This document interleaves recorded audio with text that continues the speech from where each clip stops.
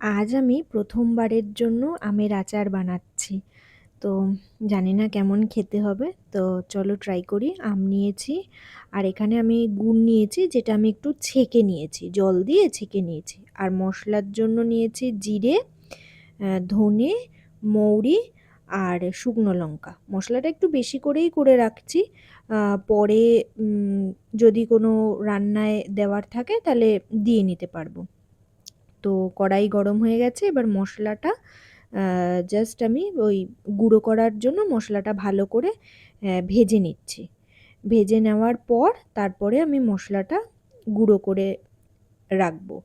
তো আমি একটা কন্টেনারের মধ্যে করে রেখে দেব, যাতে করে আমি এটা এই যে এটার মধ্যে রেখে দিলাম, যাতে করে আমি এটা পরবর্তীকালেও ব্যবহার করতে পারি।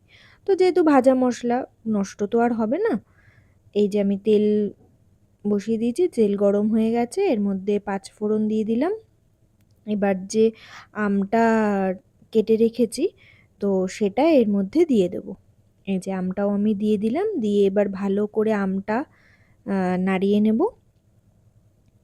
নাড়িয়ে নেওয়ার পর এবার এই আমের মধ্যে অল্প একটু নুন আর হলুদ দেব, যাতে মিষ্টিটা একটু ব্যালেন্সড হয়। তো এটাও ভালো করে আমি মিশিয়ে নিচ্ছি। মিশিয়ে নেওয়ার পর এই যে আমটাও একটুখানি নরম হয়ে গেছে।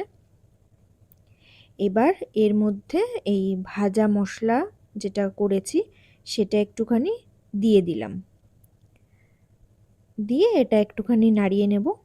নাড়িয়ে নেওয়ার পর এই যে যে গুড়টা আমি ছেঁকে রেখেছিলাম সেটা দিয়ে দিলাম।